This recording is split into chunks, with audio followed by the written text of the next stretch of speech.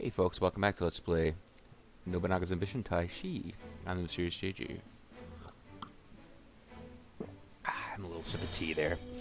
So, interesting thing, I guess. I've done a lot of off-screening of just trying to figure out how to get the next plot events to trigger, and I still haven't got it, but I think I have some steps we can take safely that won't break them. Basically, off-screen, I went ahead and finished off these guys who used to be the Ryūzōji, and then these guys up here, and then tried to get all the Shimazu brothers involved in the attack on the Otomo, but I just didn't trigger the right events.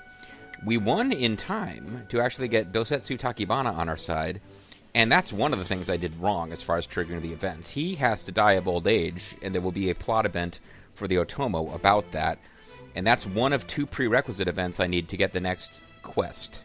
The other prerequisite event has something to do with taking Yanagawa Castle, and I don't know what I'm doing wrong, but I have not gotten the two prerequisite events in order to trigger a special event where I have to take Iwaya Castle and will actually get a quest for it, rather than just taking it manually.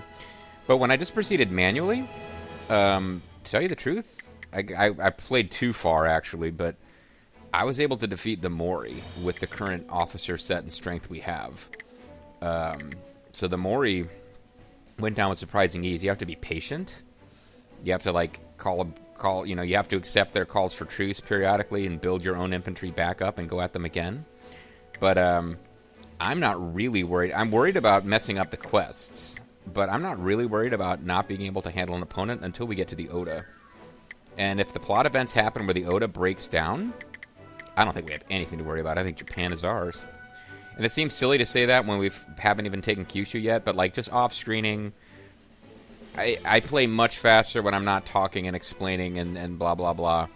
Let's playing is slower than just playing the game most of the time. And, yeah, I guess I shouldn't be undercutting the drama, but I've already proven to myself off-screen that I can handle the Mori with the Shimazu, as long as we do it carefully.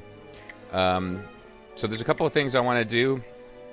I want to take my time about this and give the plot events time. Because Dosetsu Takibana, let's read about him a little bit.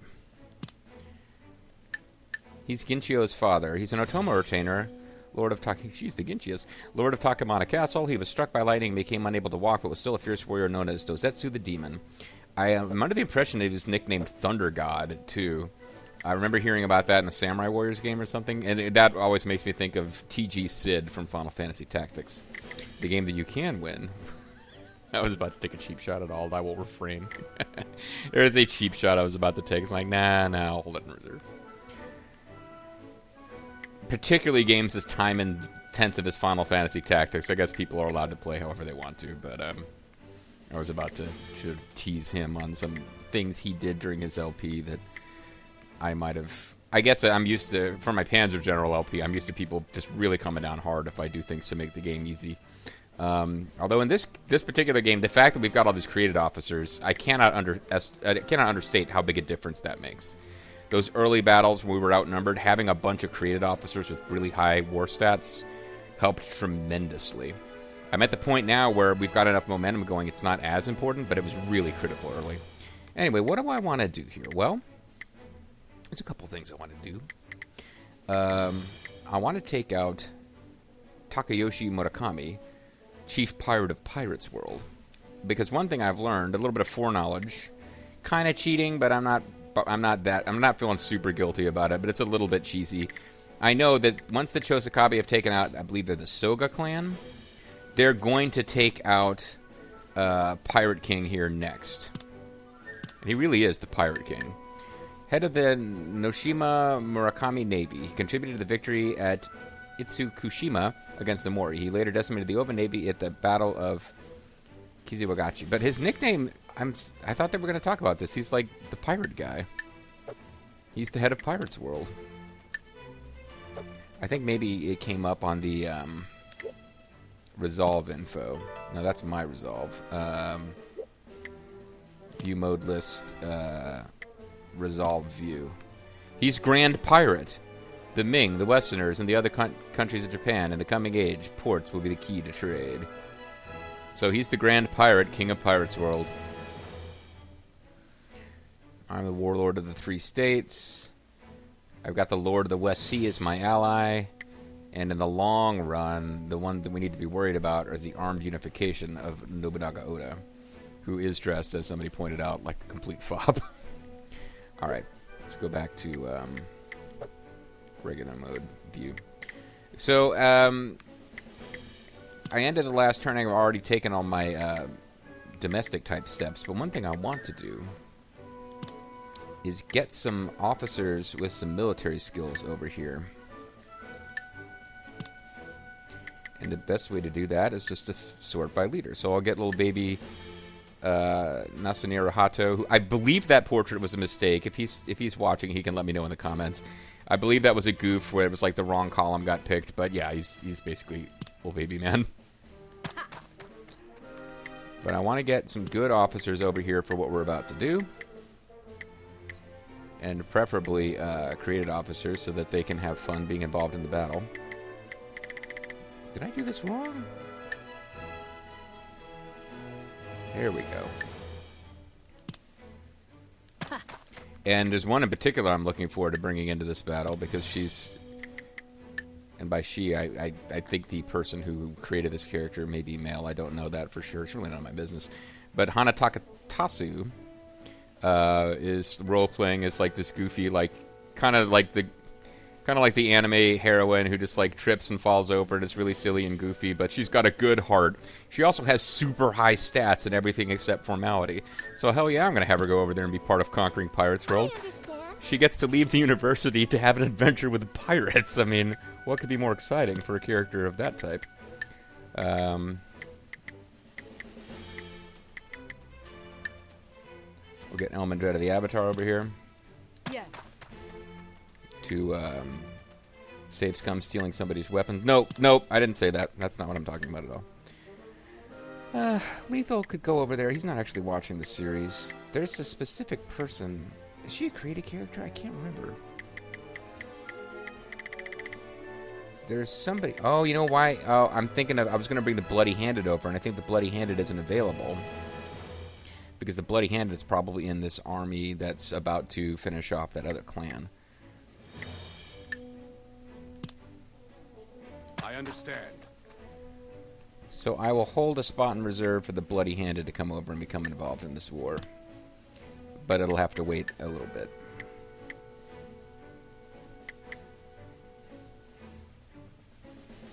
Guaran Benki. Let me read up on this character.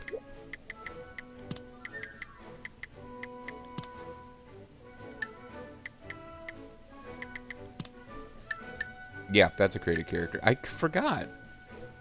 This particular person hasn't been talking a whole ton in the comments section.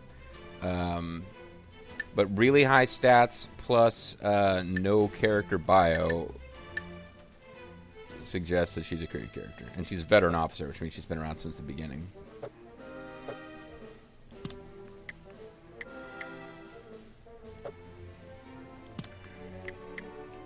So these places only have 2 officers.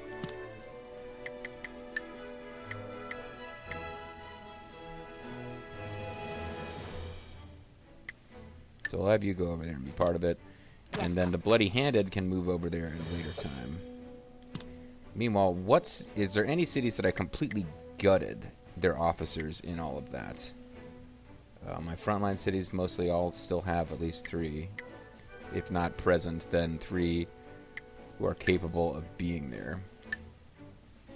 Oh, and I've discovered this. Somebody may have already been yelling about this in the comments by now, but I've discovered you can go to departure and then you can pick the city from which they will depart, and that makes that's more efficient than what I've been doing to whatever city your lord is in. That's where people tend to congregate as you get new officers.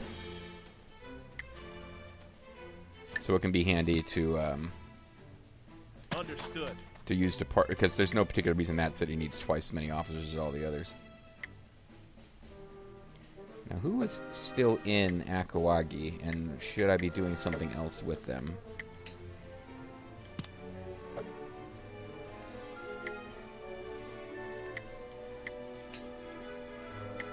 Officer info. We've got Grimmeth, Hana, who's leaving. JG Mystery and Vulture Bean are still there. And their pull stats and instat, like, yeah, they're super high. I'll have to move them out of there eventually because they're not gaining anything. They're both gradually becoming less inept at military, but they're never going to be useful for that. So we'll eventually want to move them out of there and move some other people over there. But for now, I think we are ready to actually take this turn.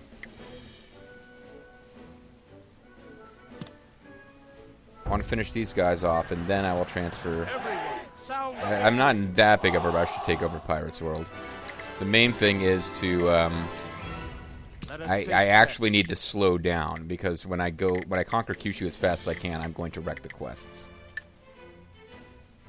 We march. So we will be finishing off this clan, which I'm pretty sure will not have a negative effect on anything. Then I might just take out most of these clan cities and this city, and then make peace of them, and then wait. See if anything happens for Yanagawa. I haven't quite decided how I'm going to work that yet. Because again, I haven't actually gotten the quest to play off screen correctly. We've newly expanded into Kotohira Zone. Chosakabe are getting into my stuff. This is from last month. Our provisions are going down. And let me tell you something. Once we start fighting the Mori, my infantry pay is going to be through the roof. So I do need to save up some money for that. I've also off-screen, I believe I've determined by looking at the Google translated Japanese wiki, and just generally poking around in Google, imperial titles, which I was kind of excited about, and got quite a few of those off-screen. They don't mean anything in this game. Apparently, there's certain officers or certain clans where if you're playing as, like if you're playing as the Ashikage, they make a difference. Everything I was able to find about what does imperial titles do, it would say it affects your ability to gain trust through diplomacy, and then I would double check and see, oh no, never mind. I'm reading a thread about rise to power, not Taishi. Apparently, it doesn't do anything in Taishi. It's just a waste of money. So I'm not going to be getting imperial titles. And it makes sense, because the Shimazu are way off on the outskirts, didn't have a strong connection to the court. They are like the kind of upstart clan that they're going to come from, like the backwoods island that is not taken seriously by the nobles of Honshu, and just fucking stomp their way to the capital and take over. I'm into it. I like it.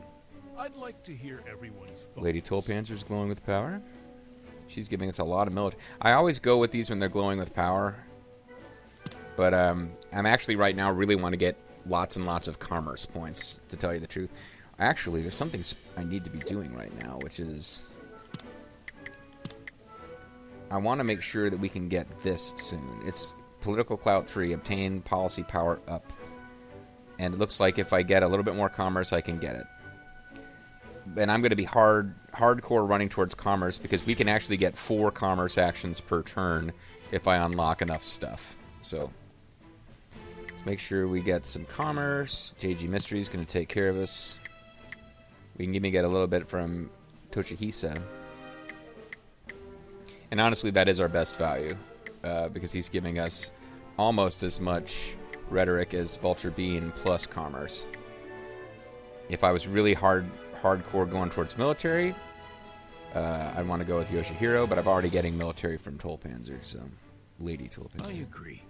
I agree. Let us end this council. Seems policy comprehensive laws. I think you need Date officers to get that one. So, first thing we're going to want to do is Political Clout 3. We'll gain even more Paula councils.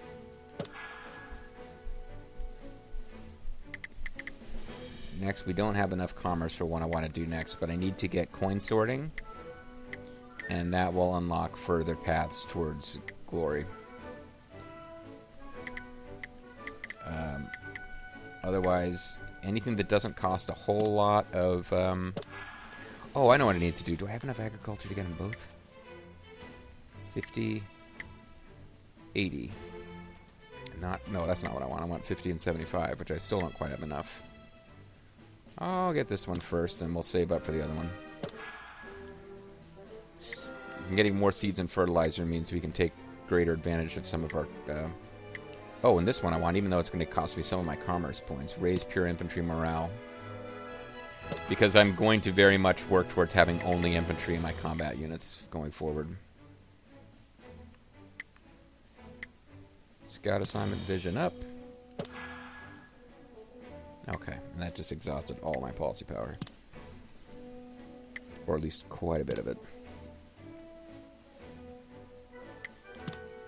So I don't have any grand trade zones I can get into. We're going to get some new grand trade zones pretty soon if things play out similar to how they did off screen.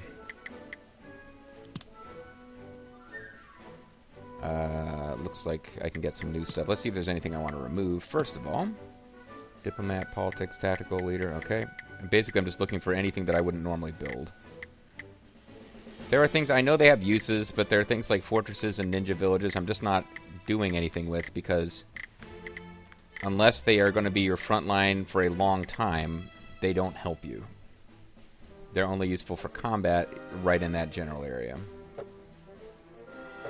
And my thing is, let me just build something that will have a permanent positive impact and try to defend it. That's my approach. So try to get people who don't have super high pull here so that I'm not wasting people who could be improving something else.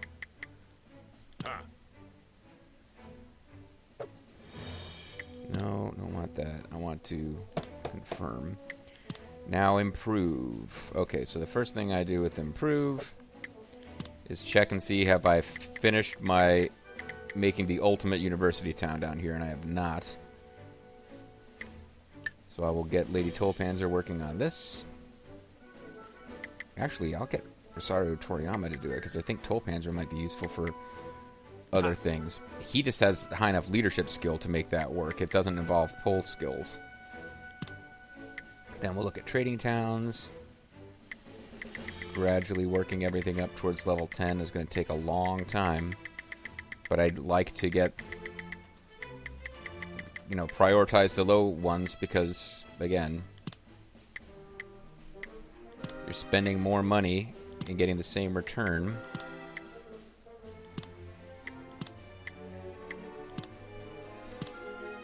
Okay, now we got fishing towns. Let's do facility level. Got a level 1 fishing town. Can't abide that. Ranches can stay at level 1. Tea towns can stay at level 1. Fishing towns should not be at level 2.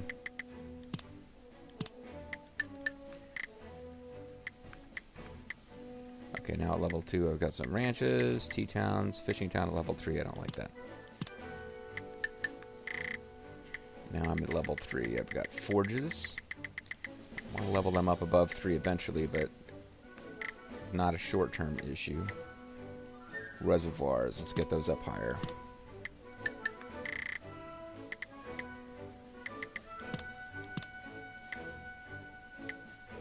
Tea towns. No more reservoirs can be leveled up.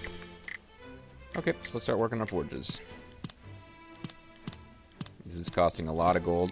Now, you got people, you know, our people in the roleplay. I'm reminded by the Bloody Hand that he's traveling to go work on the college town. I think the idea is that He are directing subordinates they command to do these things. They're not literally traveling to all these towns. But certainly when you're role-playing, you can say they're going and taking a direct hand and stuff. That's fine.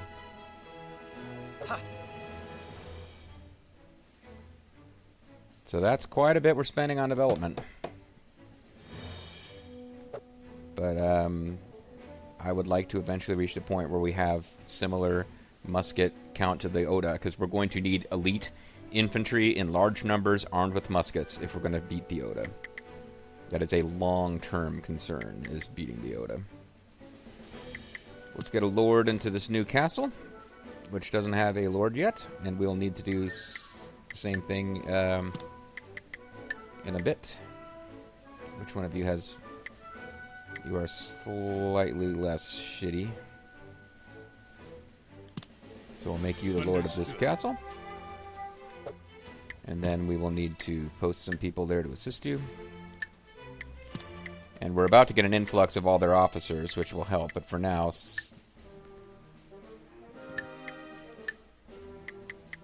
these are going to go downhill a bit. Understood. And Obi's only got one officer. Obi-Wan Kenobi. Obi-Wan Konobuski. We'll take another one from Sadawara because it's about to get a bunch of new guys. I understand. Alright. Now, something I might not have been... Did I remember to do this last time? I did not. I'm going to go to war over here. I need to start getting some infantry. We will be using a little bit of help from our friends to accomplish this, but I don't think we can leave it entirely in their hands. Actually, you know what? It's only temporary because I'm going to fire these guys once the war is over. So let's get some decent troop counts going.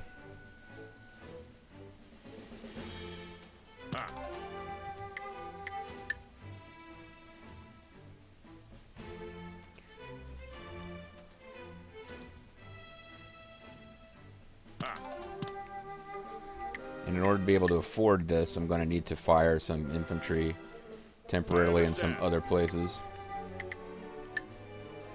It's a little weird how it works. You basically hire up people who are hanging around to be professional soldiers, and they're just professional soldiers ready to go as soon as you start paying them. But when you're not using them, you need to fire them all, or you'll run out of money. Looks like I don't have infantry over here.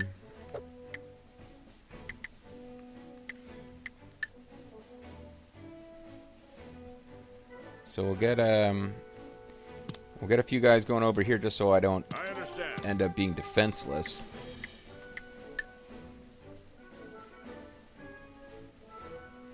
But I'll need to switch it back over when I'm ready to go back to war in the north.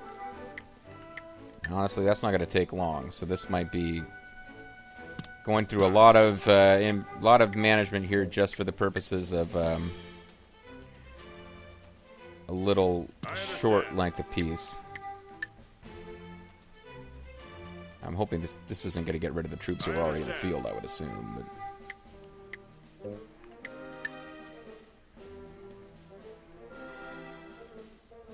But I understand. Understand. So this is taking a minute. Economically, the city building and economics involve a lot less manual control, but the whole militia versus... Actually, you guys are never going to get attacked. There is a certain amount of time spent doing this that was not a part of other Nobunaga's ambition games.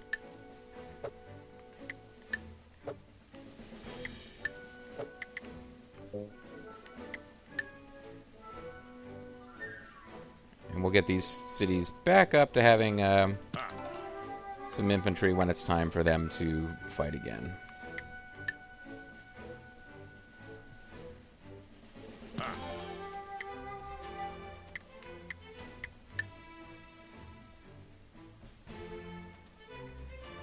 I understand. Meantime, yeah, wow.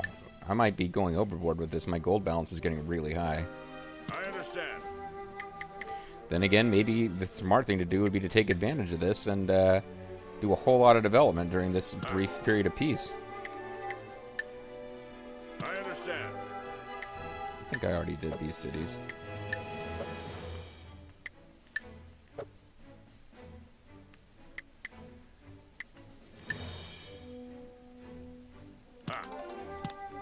Hopefully that's not too tempting to the enemy to attack us.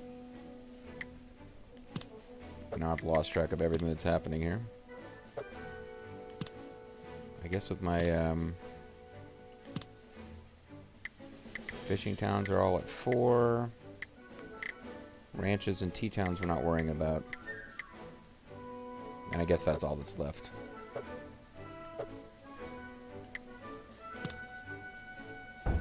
Oh, let me slow down the advancement of time a bit. I was doing my off-screen speeds. It's nice to be able to see what's going on when I'm Let's Playing, you know. So we are going to finish off this clan. Hopefully that doesn't wreck a quest. Because if it does, we're kind of messed up. Everyone, sound the victory. I call on Owari Sanada. I've subjugated Takajo Castle.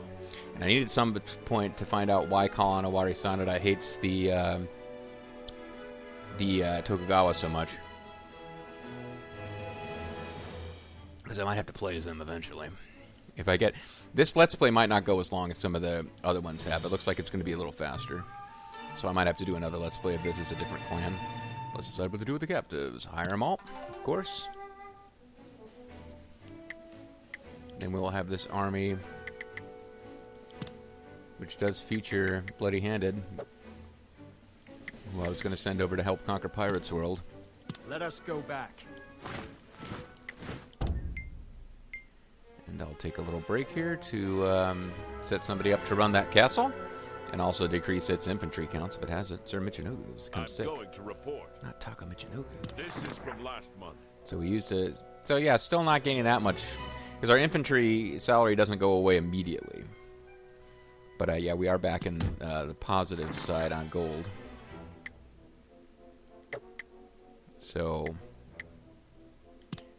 we will get rid of your infantry and just hope that nobody decides to attack us while we're weakened. If we do, we'll make them pay, but it would be kind of embarrassing. Commerce actions, still don't have any grand trade zones, so let's just keep expanding. And then we will invest, and one thing I found is useful if I'm paying attention, some of the investment costs can be super high, so I've taken to just investing in whatever is cheapest, in the idea that you're supposed to invest in everything over time. And sometimes that even leads to trade zones, because I'm investing in places deep in my own territory that grand trade zones are possible, but only if the surrounding trade zones are all pumped up. So, okay, we need somebody to be the lord of this castle. So, I should go with somebody from the clan that used to run it, but just whoever is the least loyal but not completely worthless will put you in charge. And then we will post some people here. Because Sadawar... Well, Sadawar didn't get a ton of officers like I was expecting it to. Some city must have gotten all those guys that we just got. Or maybe it was less officers in that. Yeah, it's not a big clan. Maybe it didn't have that many officers. Or they just haven't arrived yet at Sadawara. But it says 6 of 6. This guy's sick. We won't make him go. I do understand. And I want to get the Bloody-Handed to become part of this conquest. And he's at Sashiki. Understood. So let me make sure that Sashiki is not now terribly short of officers, wherever Sashiki actually is. It's fine. It was a frontline city, so I had loaded up some officers to handle business over there. Let's do our scan for facilities I don't want. Between the T-Towns and the ranch, something could sneak in that I don't want. Doesn't look like these guys have built many facilities at all, actually.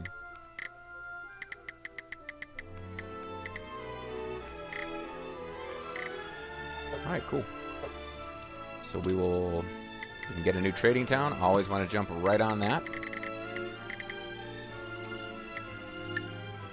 We won't use anybody who can build it all the way up to level 10, because there's probably something more useful they could be doing in this turn. Is there any place where a T-Town would make sense? Yes, there is, because we can put one right between these two cities that will affect them both. We can hand that over to Iahisa. Then throw down a couple of quick forges. Ha! Understood. Including Vulture Bobo making a forge.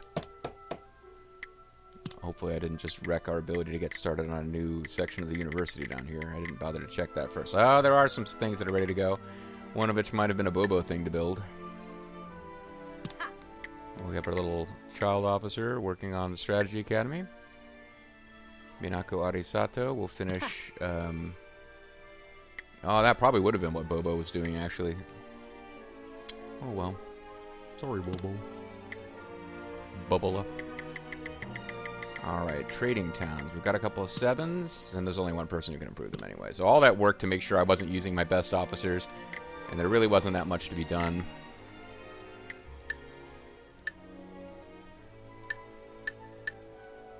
So we got ranches at level 1, and T-towns at level 1. I'm okay with that.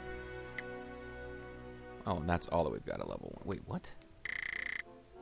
Oh. This kind of got backwards some kind of way. Fishing towns at level 4. I guess that's kind of where they were terminating, by and large.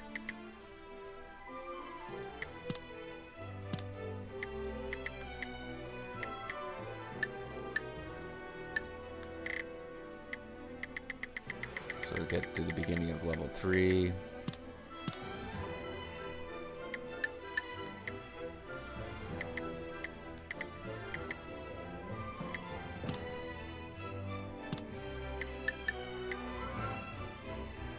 This T-Town influences lots of bases, so it might as well get improved. Then we get to ranches and T-Towns again. T-Towns that influence more than one base, I'm okay with improving.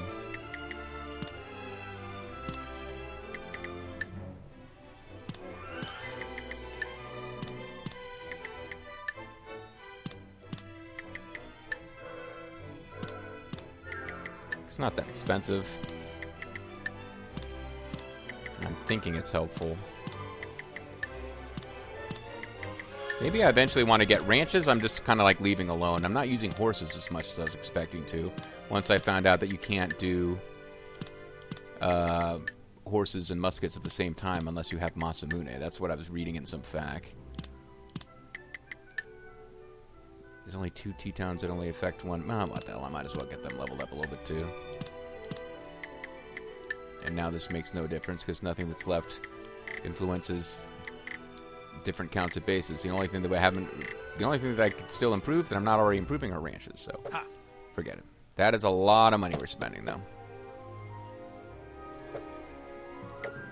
All right, so I'm going to save the game, call it a video, and when we come back next time, it's just about time to attack Pirates World. So that'll be fun. Gotta wait for the Bloody Handed to get there, maybe give our infantry a little time to build up. There's no great rush. We've got a while before the Chosokabe will try to take it for themselves. And once we've done that, I'm not going to be competing with the Chosokabe anymore. Like, they're free to attack the Ukita. They're not dumb enough to attack the Mori without us. But once we're fighting the Mori, I expect the Chosokabe to join in. We'll see about that in future videos. Bye, guys.